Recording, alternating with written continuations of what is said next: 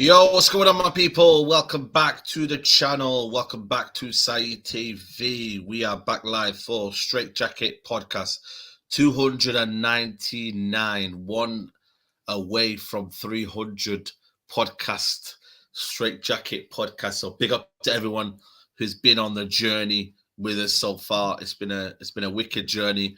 I think we've been doing it since 2018, so that's a long time. You know what I'm saying? So big up to everyone who's part of the journey. If you're here right now, please do hit the like button. The like button is free. It helps the channel, helps the algorithm. So that's the best you can do, guys. We appreciate the likes on the channel. So please do that. Minna, Nurdin, how are you guys? Everything all good? All good, bro. All good. Yep. Big up. Nurdin, Mina's how are you, man? deviled, mate. Mina's deviled. She's deviled, man. Come on, Mina. Don't try a basket. You're still thinking about Saturday.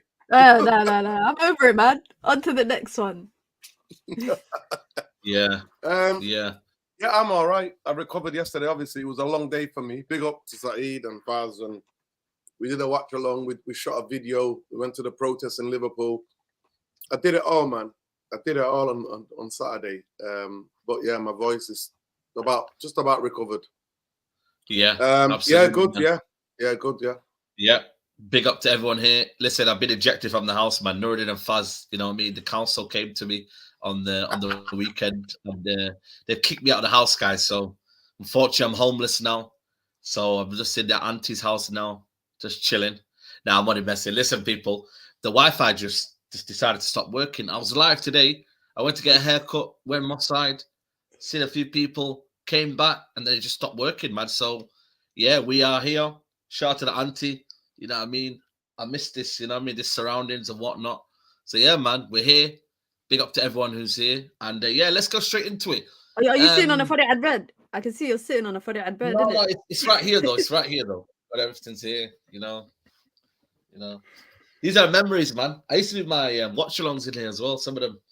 So some of the Euros or the World Cup or whatever, you did some of the watch-alongs on there. Yeah. For tournament, one summer. Yeah, one summer you did that, yeah. Yeah. So big up to everyone here, man. But listen, let's talk United, man. And I'll start with you. I think our defense here, I'm not worried, but I feel like the attack is a bit of a concern.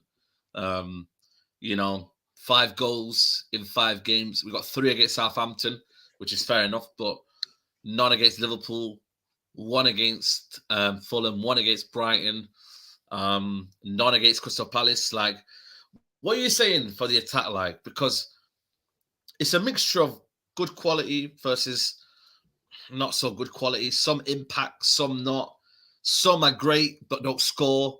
You know what I mean? Where do you see this? It's a bit of an indifferent forward line, isn't it? Like different qualities, isn't it?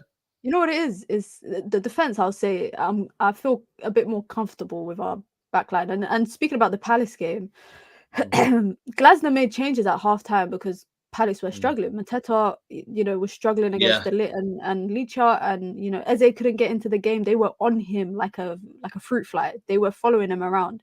And Glasner made changes that I think shows that Man United's defense has improved, because even when he made those changes, I think United were still able to contain those changes. Not completely, but to an extent, they were able to contain it.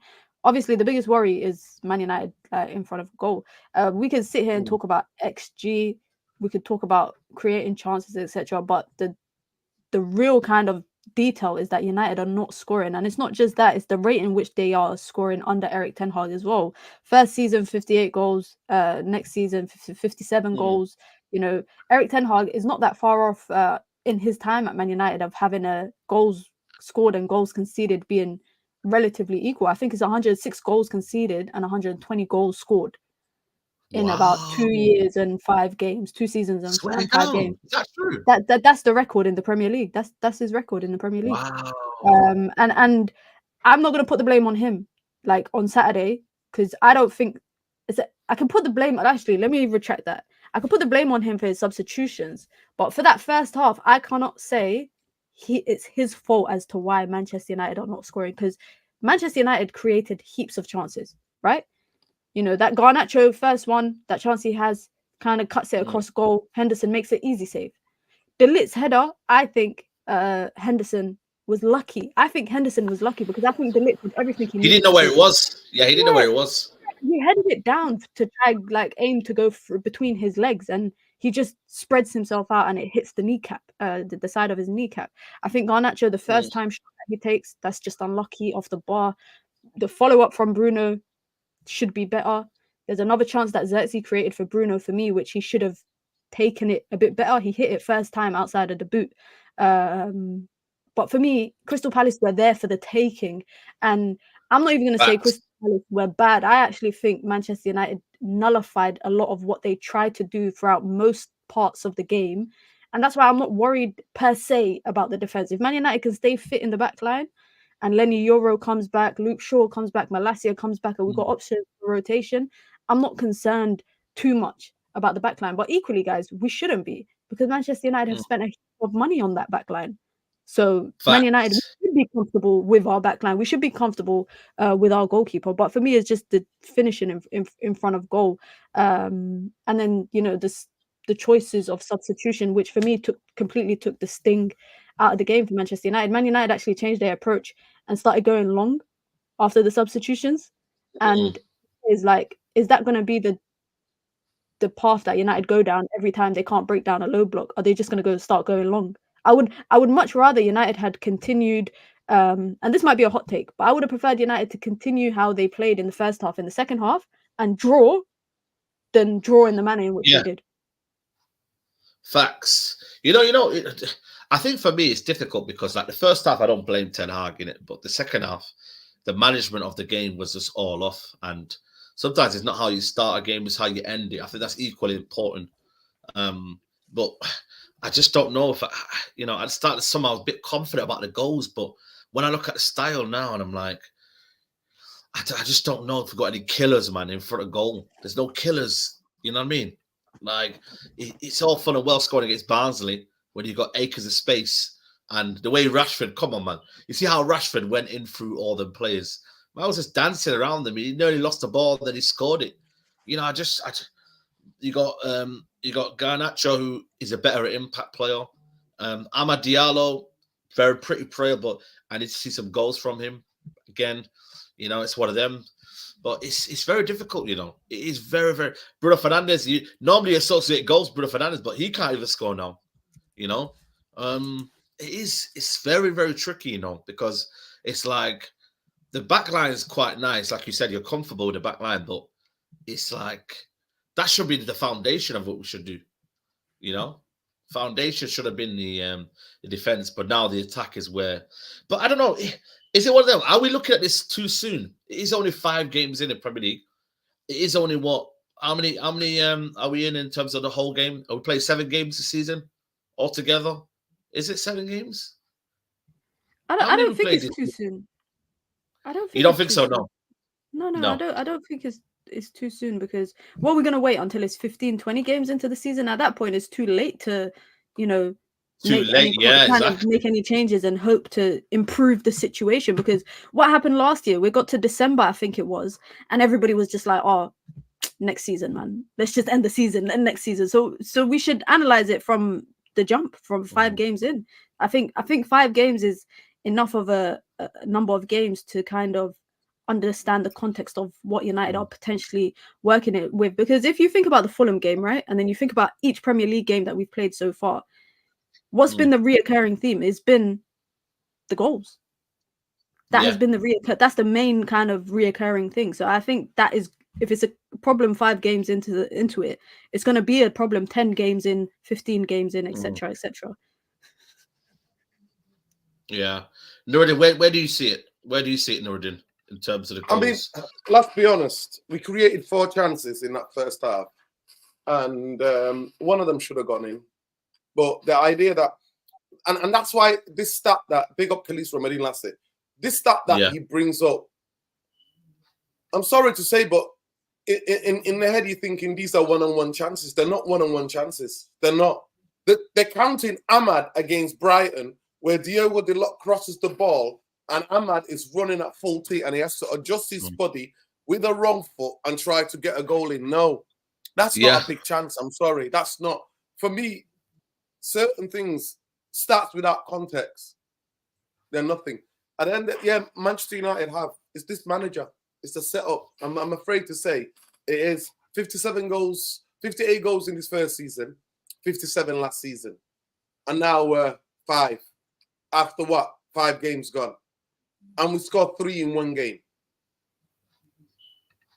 At the end of the day, for me, I agree. And it's not even a take, Mina. You said before, if Manchester United would have played the same way that we played majority throughout the game, and were dominant and actually sustained possession up the pitch, like we were, and we were doing that rotational and the kind of the rotations of players on the ball and passing it and keeping it short and keeping it neat and keeping the ball and not forcing it, then I would have been like, you know what, it was not our day today. Because I know we would have created more chances if we would play that way. But the 2 subs that he made in 76 minutes, that was Eriksen. It just knocked us off, man. It knocked us off, man. It kind of, Eriksen and Ahmad. And people go, Ahmad had a quiet game. Go and watch the game again. Ahmad. I know. That's what they're saying. Yeah. They say that a bad danger, game. Man. What a bad game? Every time he was on the ball, there were 2 men on him. Every time, because people recognize him now. In terms of up the pitch out wide, he's the guy. Garnacho was left one-on-one with that Mamounier guy. Ahmad, they not have the space to play because they know he's the danger guy. They've seen the games. They've seen what we play. We play the game to him. So in the first half, even we went down the left-hand side anyway. We didn't even go around the right. But majority of fans won't notice it. Go, Ahmad started quiet. We're not even going down his side. We concentrating more on the left-hand side, and that was through Garnacho, right? Second half, a bit of a win there, but to me, the Xerxes sub killed it. To bring Marcus Rashford on, after Saeed already told you this against outside St. James's Park, he's not a striker. Yeah, no. And the fact, the craziest thing, in a small ground, there's no space to run in behind. They were defending deep already. So why the hell do you want to bring on Rashford when you can't even utilize the way he wants to play? The problem is that he should have took off like for like. Should have took off Bruno, bought on Casemiro. Me personally, should have took off Garnacho for Rashford, right? And even if you wanted to later in the game, take off Ahmad if you want to, put on Anton. I'm just saying, keep the ball Manchester United dominated possession. I think we were 68 or 69% possession. Eriksen was not tired. The Bruno was the headless chicken in the team. And he was the guy who was forcing it for 20 minutes, 25 minutes to go. He was the guy that was forcing it. He should have come off. And at the end of the day, I think Xerxes should have played the full 90 minutes.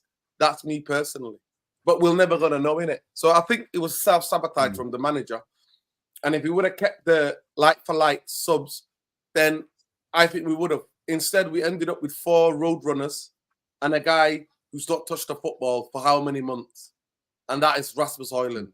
And his touch was totally off. He looked like Bambi on ice there. So at the end of the day, but there's no space for them to run into. And we haven't got... And Garnacho's it's not going to beat 4 man and put it on the plate for him to tap it in. He's not going to do that. So I don't know what we're doing. At the end of the day... The level of technical retention, like I said, the ball retention, the actual technical security, I think that's got better. But obviously... No, that's got better. You know, no, listen, for an hour, Saeed, from the 8th minute, we were there watching it with you. From the 8th minute, I told you, I keep even telling you, the people who did the watch along, from the 8th minute onwards, we took control of the game. Till the 60th minute when we made that first change. It just killed the balance. Because we had a focal point to get the ball forward and to play off. And he's clever. Xerxes, you don't see him in the game for 5-6 minutes, sometimes 7 minutes. But when you see him, he takes up such intelligent positions that he actually connects everything that's going around him and everything that we're trying to do.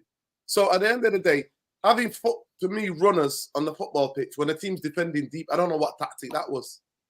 I don't know why you bring in on Ugarte. They just had counterattacks at it. That one I didn't get. I know why they brought on Ugarte. I think that was just to get the point. Like that to me is a substitution where you're trying to just because United have historically under Ten Hag concede goals late, right? Brighton they concede goals late. I think Ugarte was just to shut up shop. I'm not saying I agree with it. I actually would say I think Casemiro would have been the better option to bring on because he can play more advanced and United had a few set pieces in the last 10 or so minutes that Casemiro could have been quite useful for. Just on the Joshua Zirkzee thing, because obviously United are struggling to score goals, right?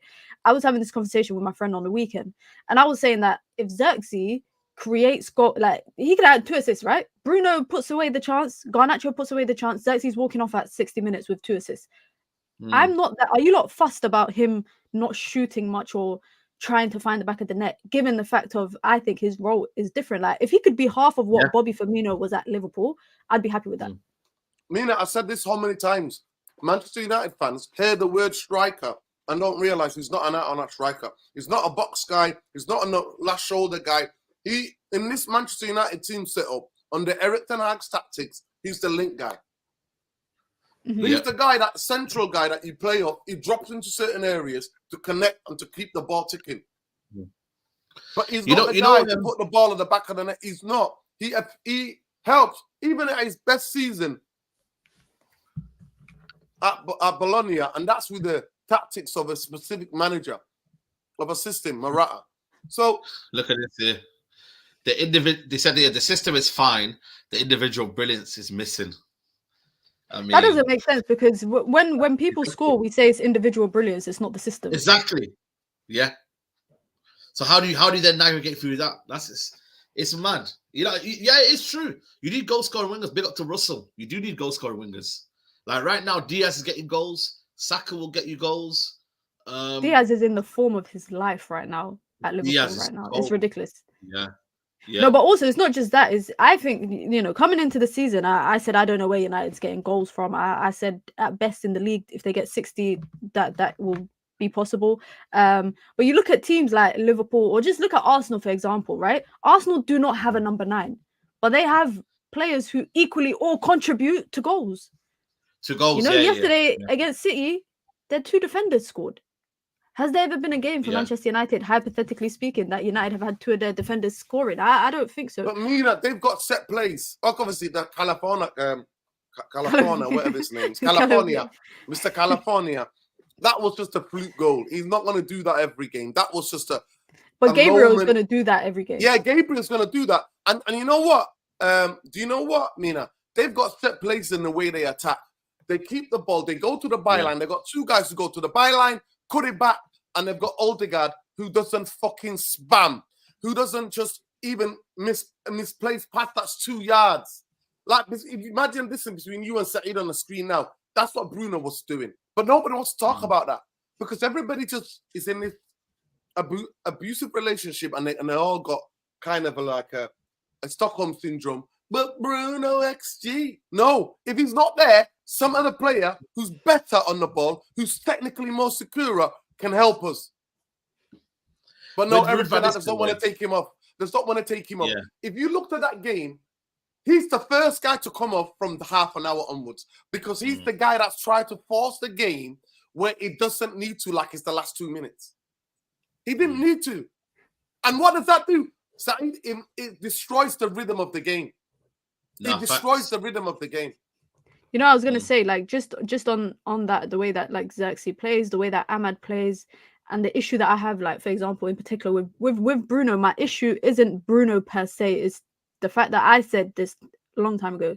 He takes too many touches, and I think when you're an intelligent footballer and you are technically able, you don't require a lot of touches on the ball. And you look at Xerxes, you look at Ahmad, look at Mazraoui, look at Kobe. When they are linking up or playing off of each other, Eriksen, they're not people that need a lot of touches. Why? Because they get the ball, they already know where they're going, they've already made the decision, they make the pass, they make the run, get the ball back. And one thing that Xerxes does very well is that he plays with Ahmad. He plays off of, Kobe. He can play off of Ahmad. Ahmad can play off Mazraoui. I don't know if you lot see it, but they do it a lot on like the inside right-hand side of the pitch. And for me, if United simplify football by taking less touches, you will see a better possession structure.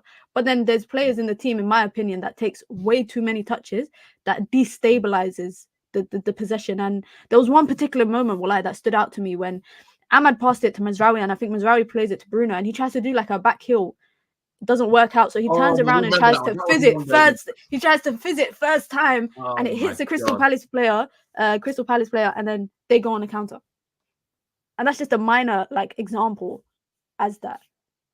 In that same move, right? In a couple of seconds later, Manchester United won the ball back, right? In that same sequence of play, ball goes back to Bruno. He gives a hospital pass that's 50-50 to Mazraoui. And people like Mazraoui should have done. I'm like, Mazraoui's there. Yeah, He's made it in a sprint. 7 minutes. He had to sprint to try to get the ball back. Why? Why are you doing that? Pass the ball.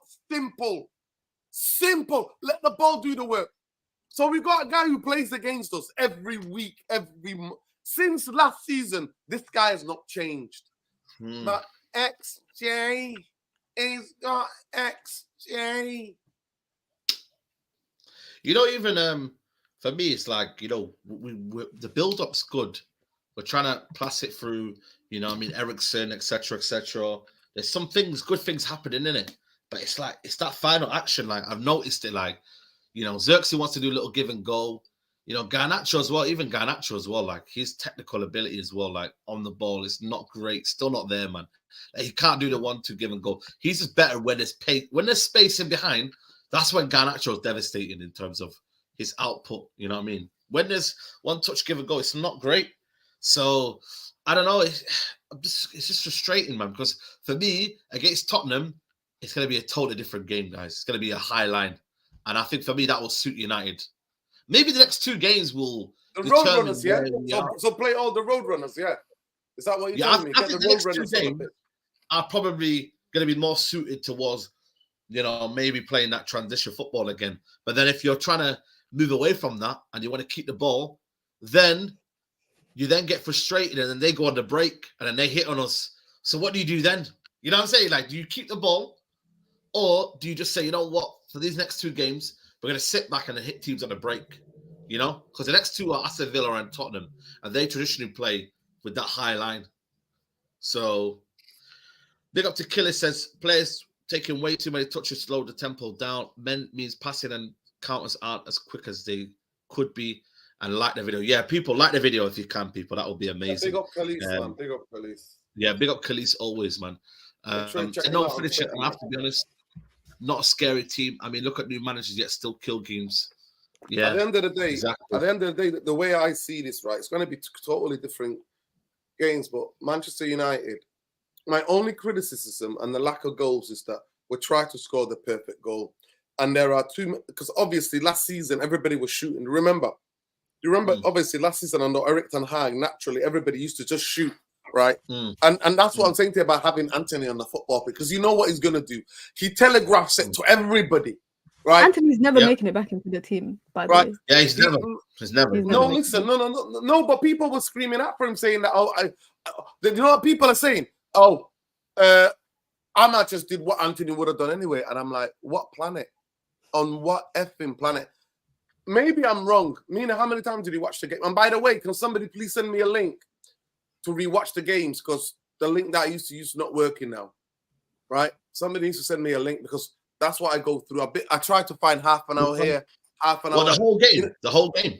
Yeah. I used to have a site where I used to watch that. But I don't have it anymore. But anyway, I used to pay for it, people. So just calm down. It's not working anymore. So if anybody's got someone, let me know. At the end of the day, I'm not lying to you. From the first minute, as soon as Ahmad got the ball, 3 players were running. I noticed that straight away.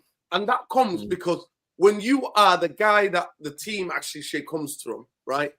And that you don't leave him one-on-one, you've got to block it. So majority of times, actually, he did fantastic, right? To watch the game back. That's what I'm talking about, right? You know, the biggest thing what you do, right, is that you stop him.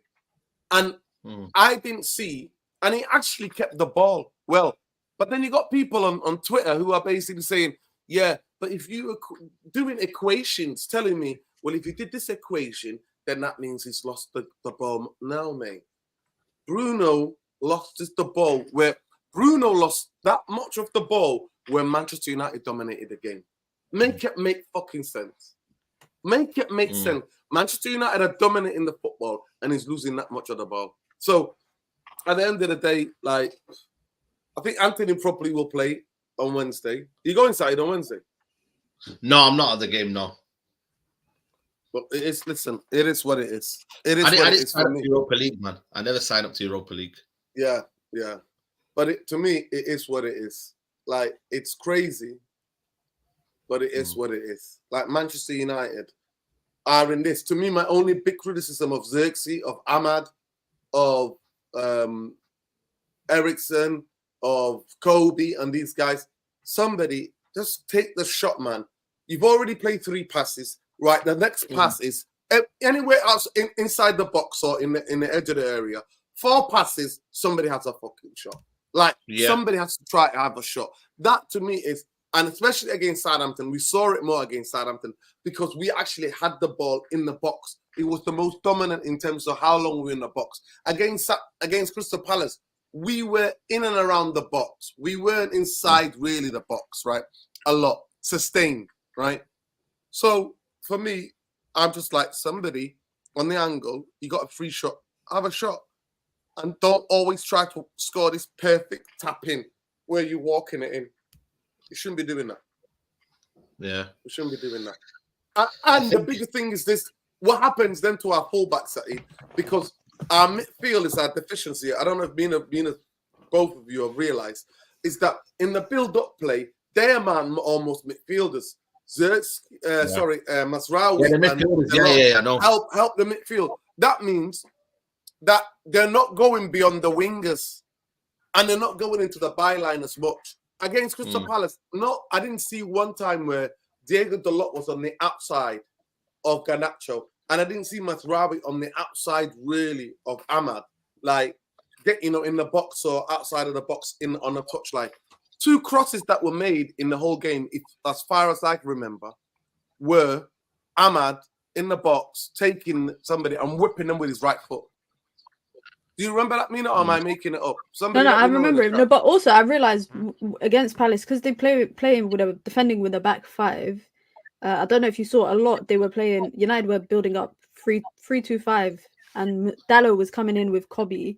But what they were doing instead, I don't know if you guys realized, is they have the wingers. Ahmad and Garnacho were on the wing backs, and then Xerxes was through the middle, and instead they had Ericsson and Bruno like a bit deeper from the striker, because they were playing with a lower block. And it's funny because if someone's playing with a low block, I would put more people there.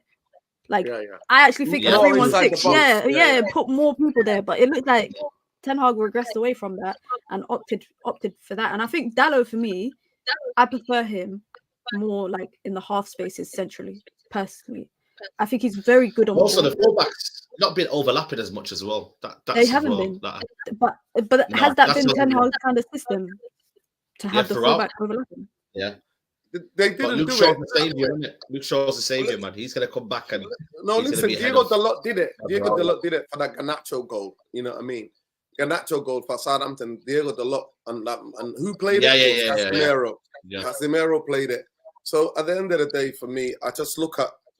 For me, people can say whatever they want. My instant reaction of the game, because the thing about watching it along, you're getting instant opinion of Saeed and Baz. So we're watching the game together, and what I'm saying is like those two would be like, nah, that's not happening. But as I've seen it, and my straight away, my tweet was, the blame is on Erik ten Hag's substitutions, and Bruno is captain. They're the two to hold the fact that Manchester United collapsed in that last half an hour. And I'm not changed. I'm not changed. Man said, hire me, I can fix this. Dalot inverts well. He's improving a lot. One of our best players right now. No, I'm good. I'm good with the fullbacks. I'm good with the defense. I'm not really too bothered about that side. It's just the attacking options. That's what's going on right now. The attacking options is what worries me the most in terms of goal scoring. Getting in a bit of a run now against Tottenham. Who are we going to get to score the goals? I mean, Rashford is that player there. I find it strange why I didn't play him.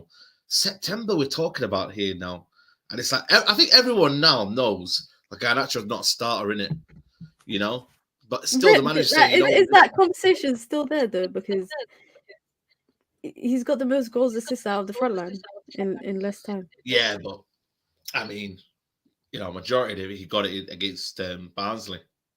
He got majority of his goals and assists against Barnsley, so it's sort of them. Like, right. Really... Also, when you coming on, defenders are tired. Defenders are tired. Manchester United are like, the other teams try to get back in the game. We're doing a bit more. But for me, it's just that when you start, there's an echo. Can you hear an echo, people? Echo? I'm hearing an echo. No. I'll go out and come back because it's really annoying. I can hear my own voice. Okay, no worries. Yeah, you were going to say... I was going to say quickly, just who would you rather have running a tired midfield? Rashford or Garnacho? Rashford or Garnacho? At a tired midfield? A tired backline, sorry. And I think the echo is coming from you, by the way. Is it me? Yeah. Are you sure? Yeah, big up Rance for the raid as well. If that's Rance's raid, I'm not sure. No, I don't think so. Is there still an echo, people? It's Minna. Apparently it's you. Is it me? Oh shit! Yes, you. Content Creator Award. Come on, man. You know what I'm saying? What's going on, Minna? I think it's gone now. Is the echo gone, guys? Yeah. It's gone. I think it's gone. Okay. It's gone. It was my headset. All right. Headphones. We're back. They need to go. Headphones. I made the team leave the. Yeah.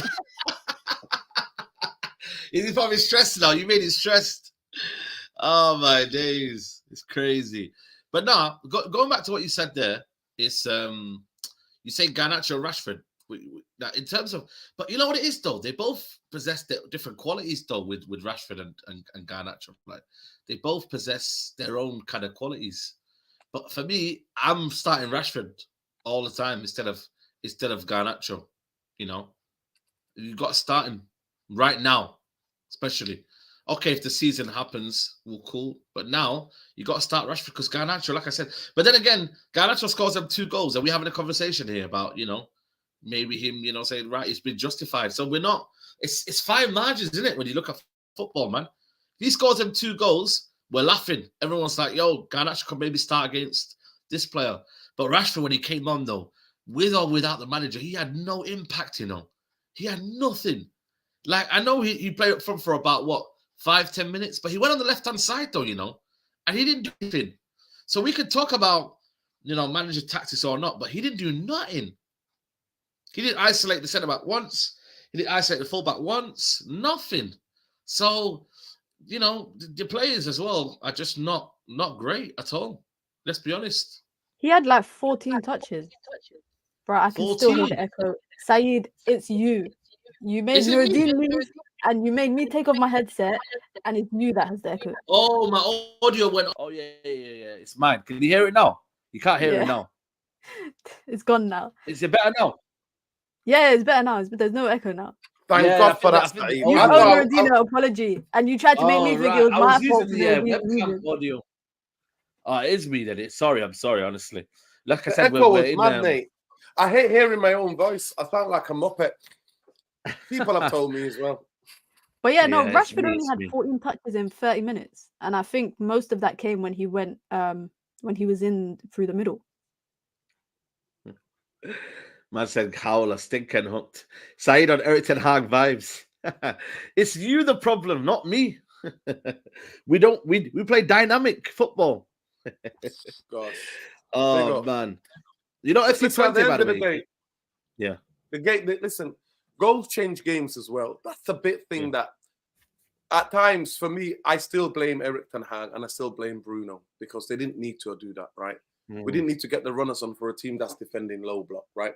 But a goal, you get one of those goals goes in, one of the chances goes in the first half, especially from Diego Dalot.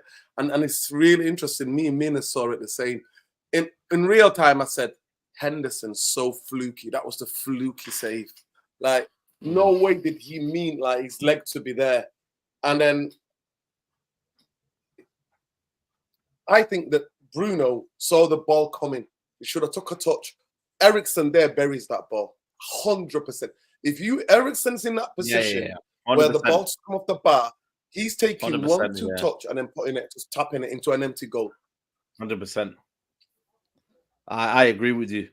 You know, but saying all that, what I'm saying to you, just to be objective, right, is that goals change games.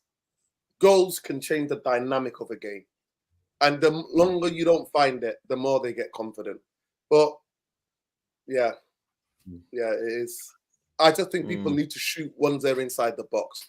They need to have a shot, unless somebody's free, totally free.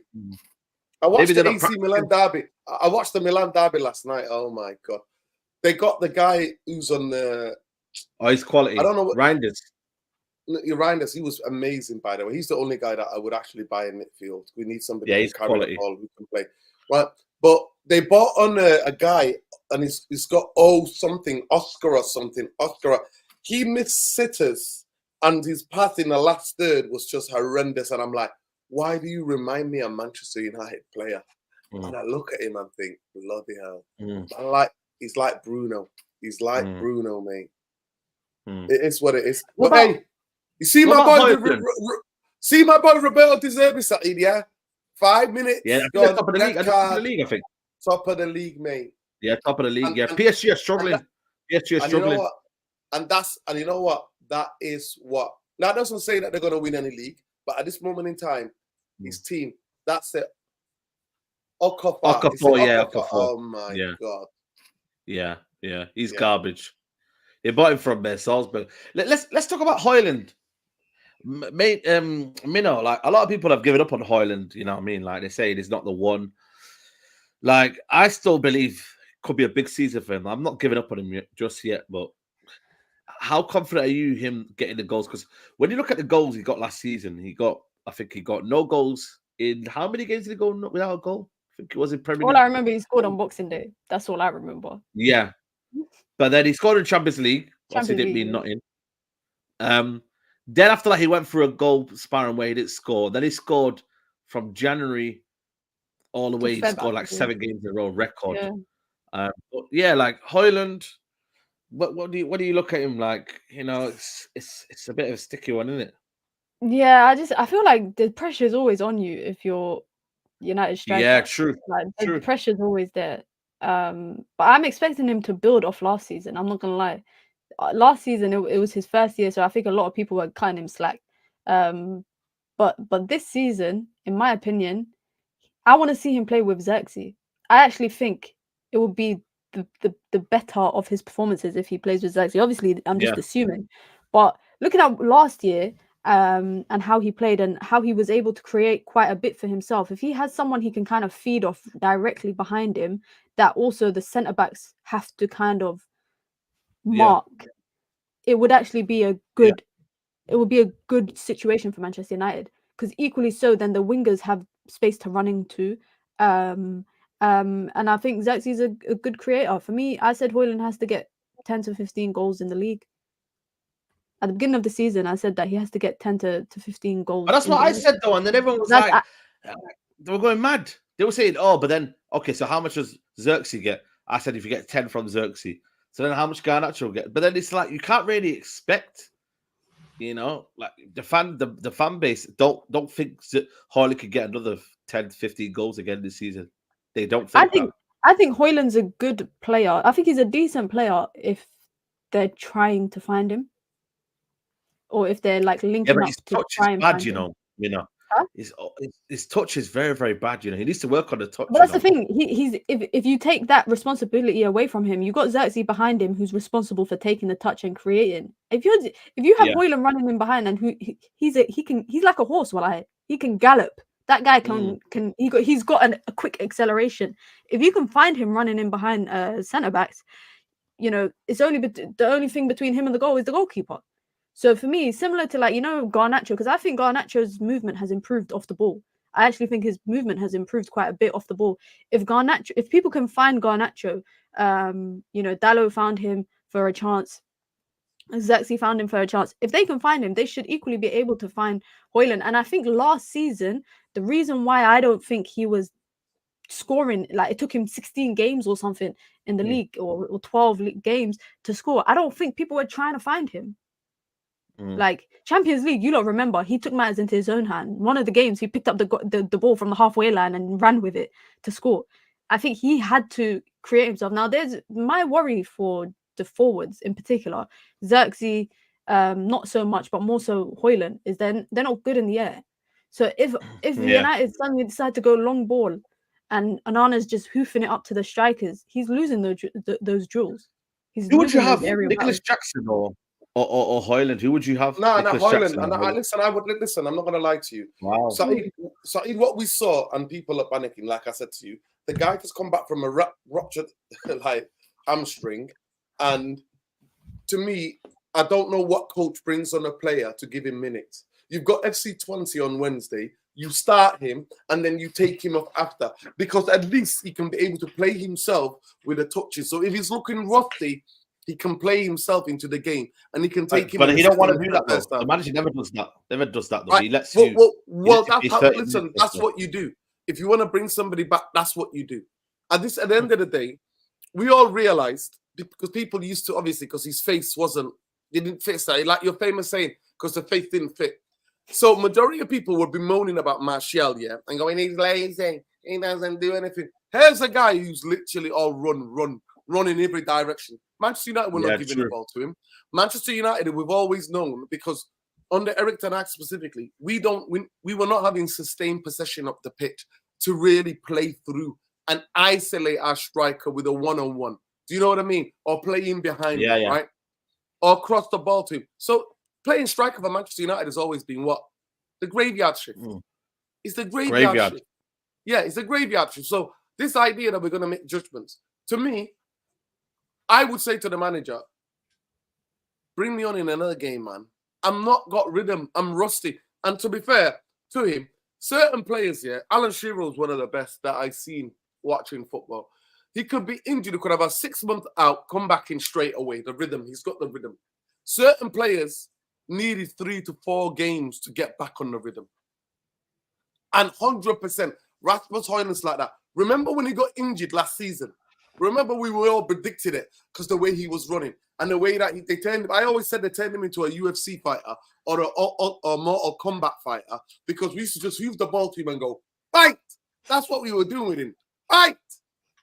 And he was running a lot, pressing a lot.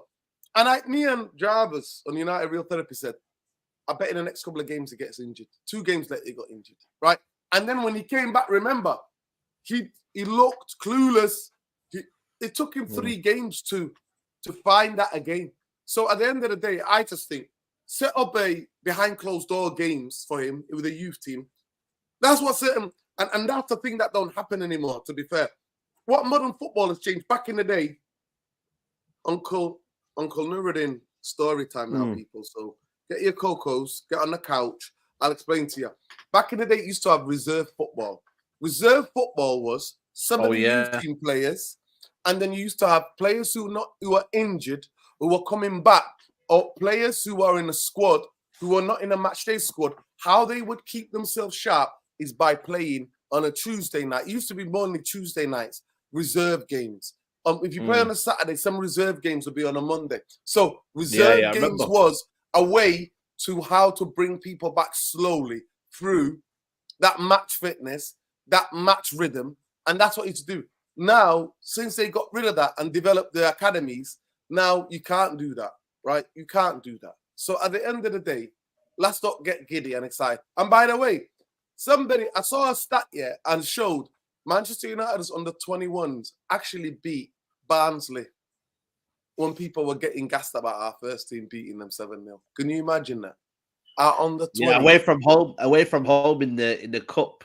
It's like a league. It's not a league cup, but it's something called EFL Cup. I think it's called EFL Cup. Whatever it was. Anyway, so let's just put that into context. So for me, Rasmus Hojlund needs 3-4 games, but this was the last place in a game where I'm trying to win.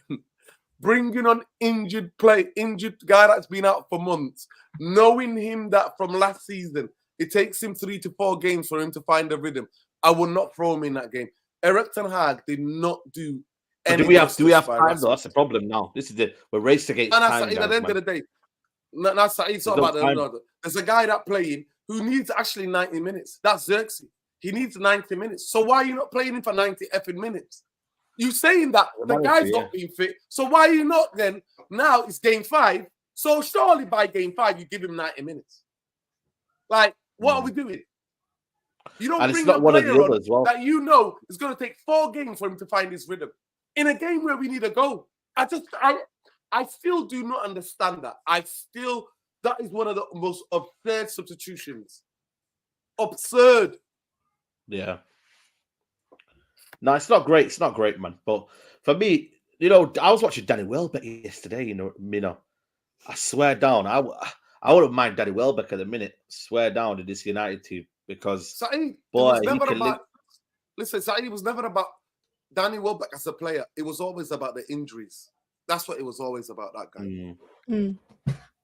Yeah, Danny Welbeck, honestly, man. What I do for Danny Welbeck right now is crazy. Pause. But it's one of them where for me, I don't know. I think for me with Hojlund, he's you know what it is with Hojlund though?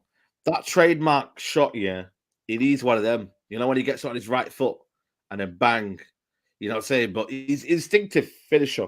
He's not one of them where he needs, if he has a lot of time to think, it's looking a bit mad. Do you know what I'm saying? It is looking a bit mad for Hojlund, but you got to find balance, man. Got to find balance. I generally think you got to find balance with his team. You know what I mean? So, yeah, the chat's moving mad. But in terms of the midfield, are we still going to see Eriksen, Minna? Are we still going to see that sort of midfield carrying on, or do you think it'll be, a bit I don't mind seeing Eriksen. I just don't want to see him run into the ground. Like, I don't mind in a game that requires organization and structure and discipline on the ball.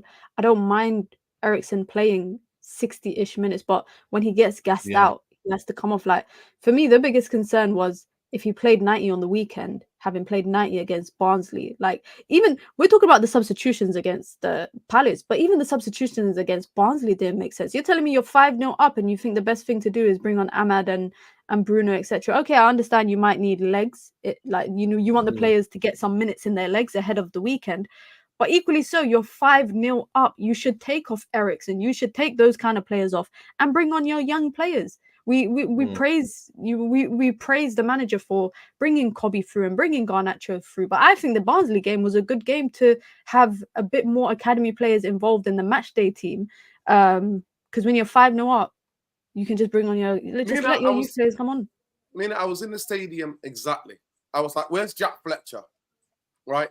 Where's Amas?" Like, I'm looking around and going, "We're 5-0 up. We're 4-0 up." Why didn't you bring on? Why didn't you put just even for the morale of those? We don't have a Harvey Elliott kind of player. Listen, you know, like a player that could come on. Chelsea having Kunku. You know, Man City could bring on, let's say, I don't know. Yesterday they bought on Phil Foden, tried to we don't have a player that could just unlock.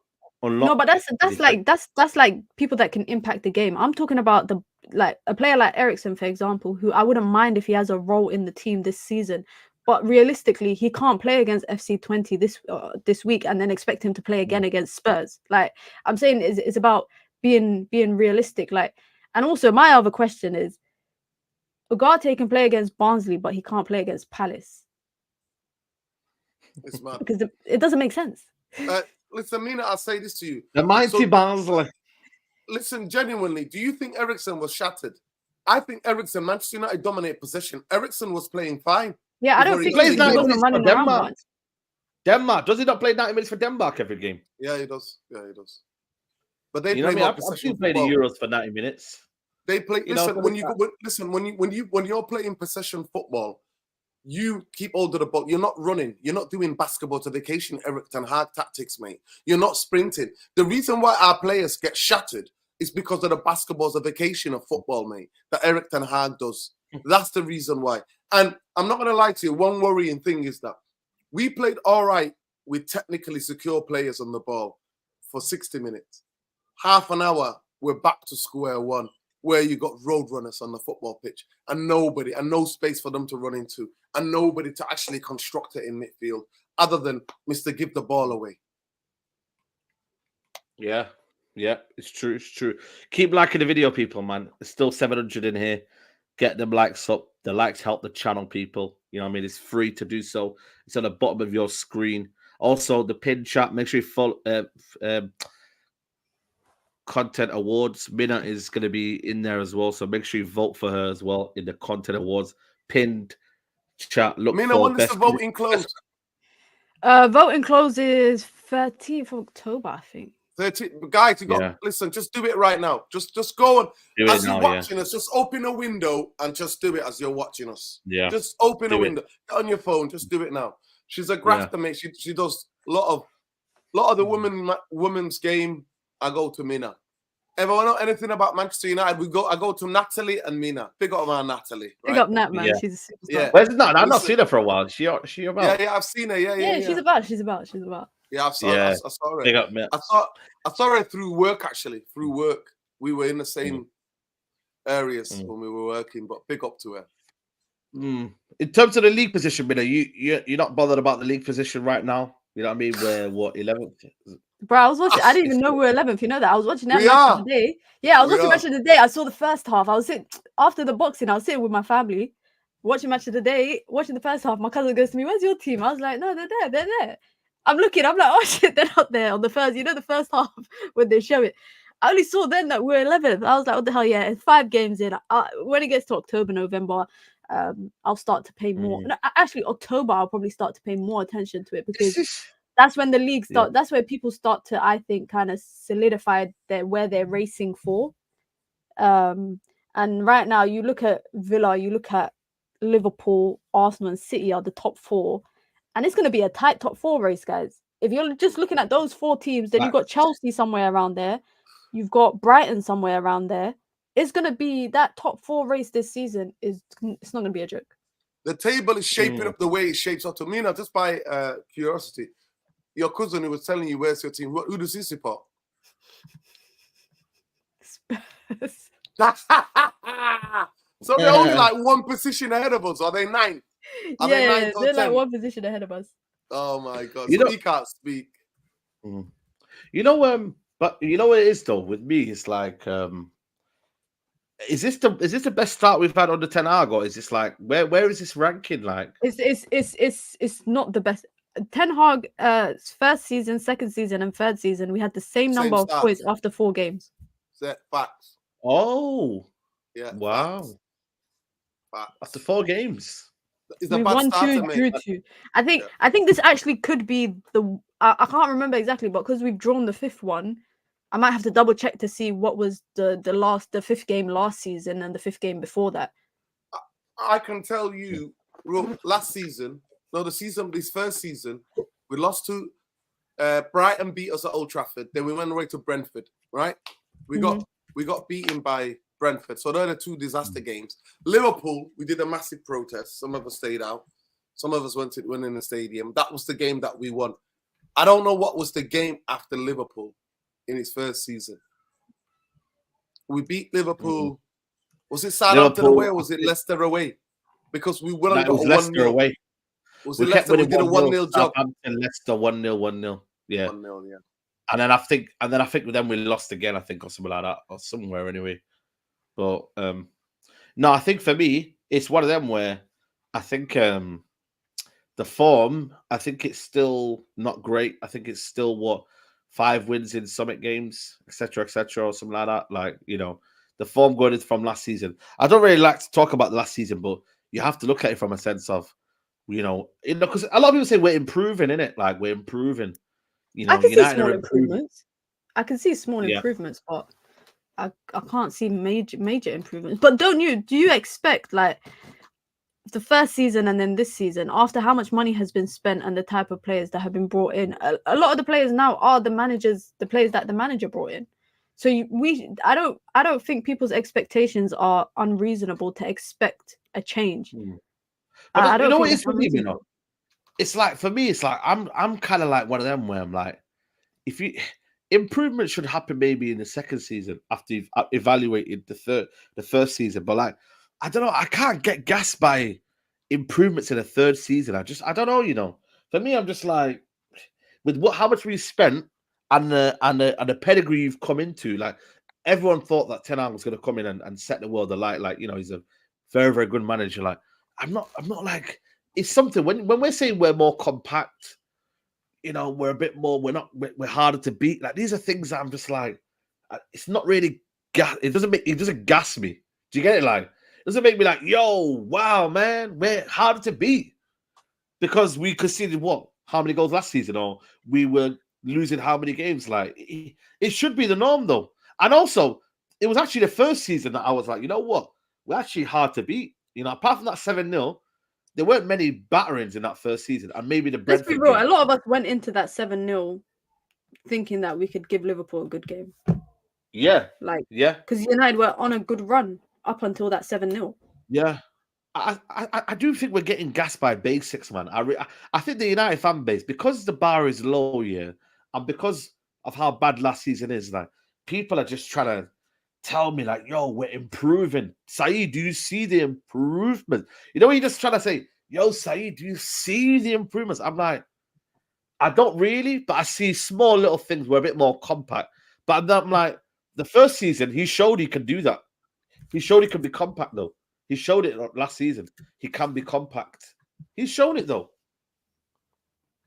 So it's like, I don't see like a massive improvement, but but you know what it is though as well? You also got to look at these profiles that he's brought in as well, man. Had he brought these profiles in this is what I said, this summer transfer window should have been the first summer transfer window. Mazraoui, Delete, Ugarte, or whoever brought in, playing Ahmad, all of these should have been in the first season, Xerxes, like, I'm not saying that you could get a Xerxes type of player right now, but all of these signings should have been the first season. And by the time you get to the third season, we're already like looking to like at least, do something. Because next season, I'm not gonna lie to you, I don't want top 4 next season. I want to aim for more. I want to try and, get better and better. No, I'm being serious. What happens if the manager beggars can't be choosers? What happens if the manager leaves? No, it's not beggars can't be choosers, though, man. Are we really seeing we're top 4 next season again after spending maybe 800 million? Bro, are you really going to the manager leaves? We're back at square one again. Sorry? If Ten Hag leaves, we're back at saying trust the process. The process starts all over again. No, I don't think we are. I don't think we are. Not necessarily, Mina. If you got a manager that can actually have a system for these players to be able to get the best out of them. I've always said Manchester United have players to play 4-3-3. For me, Bruno, if Ten Hag leaves, he needs to take his boy Bruno with him somewhere else. They can both go to another club. He's staying, man. Deal with it, man. He's staying. I'll happily be taking them. But then he won't be captain anyway. For me, I can't, honestly, I would love for assistant manager to come in because Bruno is an enemy of composure, of proper composed football team. I swear to you, I don't know how many of you guys play football, but if you ever played with somebody who gives the ball away, I don't mind somebody who's taking on the. Listen, wingers, I give them grace in it because wingers have got the hardest thing to do in the game. Yeah, if you want to talk about traditional wingers or you talk about even inverted guys, yeah, they have to beat somebody to get a shot off or to set somebody up. Yeah, so I don't mind your wide guys losing the ball because it's usually up the pitch. Yeah, your rest defense should be shit. When you've got a guy who runs everywhere, roams everywhere, giving the ball away, I could never. If he played in the Saturday League, Sunday League with me, honestly, I'd transfer me. I'd be like, I can't play with this guy. You know what it is though, guys. I think most of the expectation comes out from the manager. If Mourinho was coming in this summer, or let's say Antonio Conte, or let's say a manager who's been a proven winner, I think everyone, all of these top reds, I'm telling you now, all of these guys will be saying, "We need to win the league, guys. We need to win the league. He's a serial winner. He's a serial winner. Let's win the league." Like genuinely, but because I don't know, the manager's been through a lot of trials and tribulations, and has been through a lot of struggle. Maybe everyone's trying to manage the expectations, which reality, I think for me, if you're going into your 4th season spending 800 million, that is ridiculous, So if we spend 800 million and the manager's still here, say now we get top 4 this season and win a cup. So you're still saying next season is still a top 4? Nah. Okay. If it's the manager's 4th year, nah. Because what are you telling me? Because listen, next year is Ten Hag's last year, right? Hypothetically speaking. Yeah. So if you're telling me for the 4 years that Ten Hag was at United that there was never an expectation of a Premier League, the standards are in the bin. Yeah. Because then they should have just made me manager. I would have won them cups. Yeah. Because that's ridiculous. That's ridiculous. But then again, on the flip side, if there's another manager that comes in, say next season, say Ten Hag leaves and another manager comes in, is that a clean slate for everyone? And everyone's going to be like, oh, okay, it's a new process. No. It's a new manager. No clean slate for anybody. Bruno has to go. Maguire has to go. Lindelof has to go. Luke Shaw has to go. Who else we're getting rid of?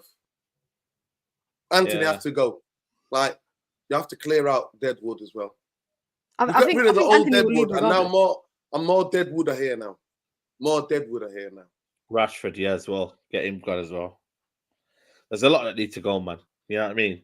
But I just think for me in next season, you know what I mean? I'm just sick of this top 4 like rubbish, man. I swear down, bro. Because you know what happens then is that when we're sitting 6th in the league or whatever it is, but guys, we're doing great.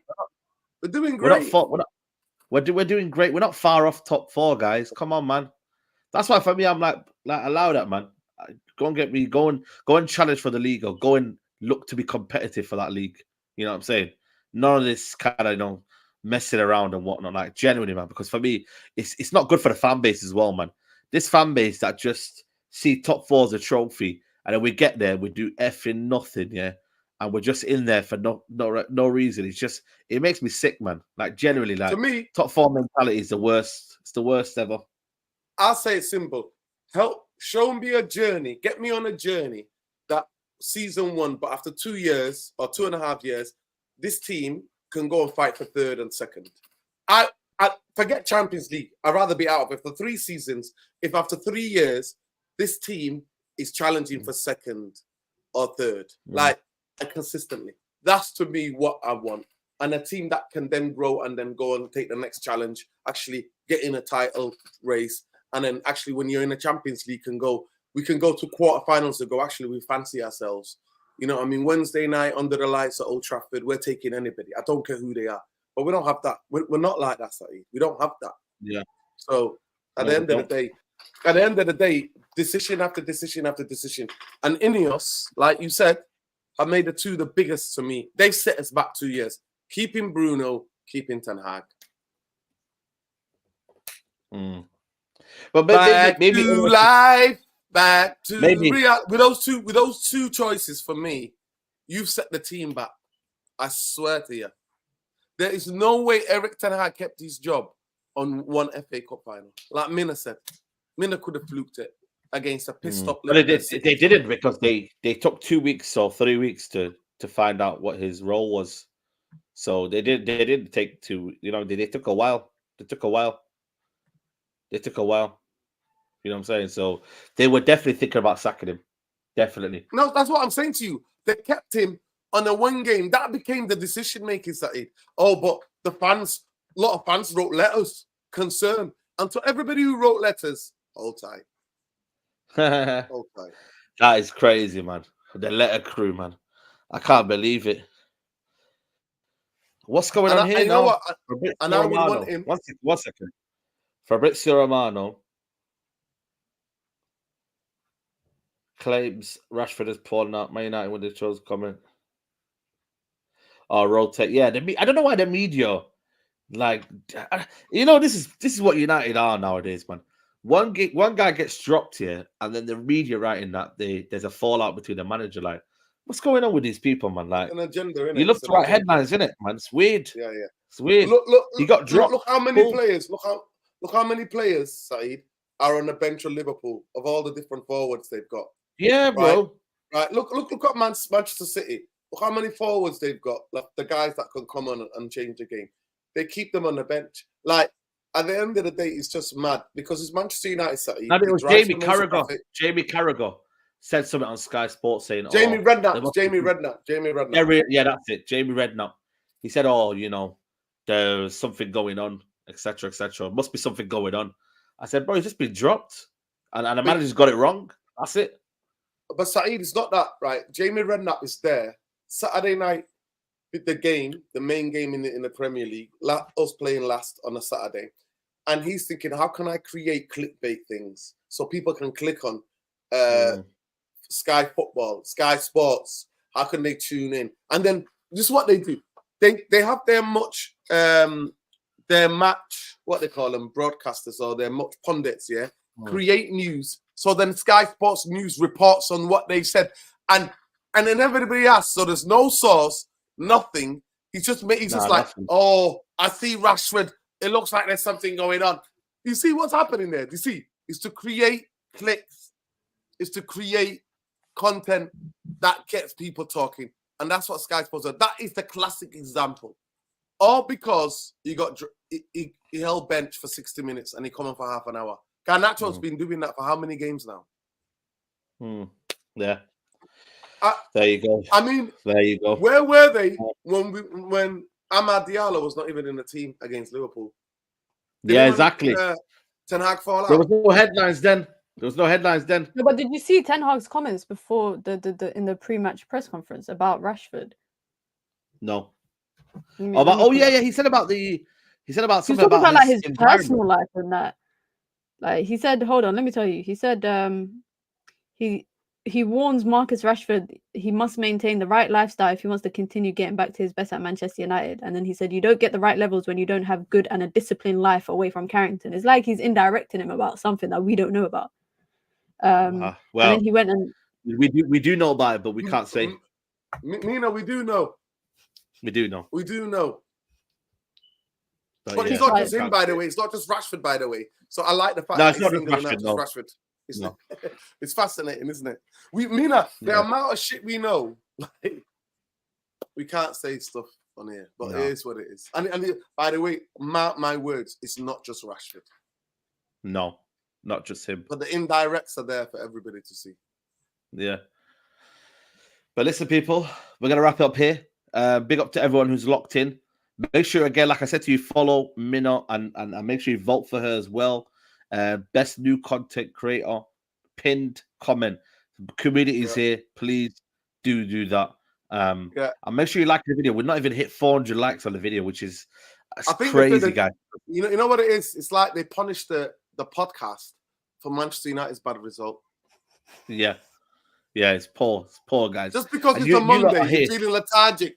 You're feeling lethargic on a Monday. Manchester United ruined it, and now they're just like, oh, calm the ass. But I'm just like, genuinely, nobody's asking you anything. Just like the video, it helps the channel grow. That's it. Yeah, it came for 6 years. We've been doing this podcast. 6 years. Yeah, 6 years, man. Next week will be 300 podcasts, so make sure you do that. Nordin, big up to you. All love as always. Big up to you. Have you hit 11K yet? Yeah, we hit 11K. Yeah. Big up, man. That's big news, man. Next one, 15K. So we're still shadow banned though. We're not demonetized anymore, but we're shadow banned still. Shadow banned. There you go. So make sure you follow Nuruddin. as well. And yeah, man, we'll be back tomorrow for some more content. So make sure you check out that one as well. And yeah, we'll see you next time, people. But yeah, like I said, vote for Minna, people. Vote for Minna. Take care.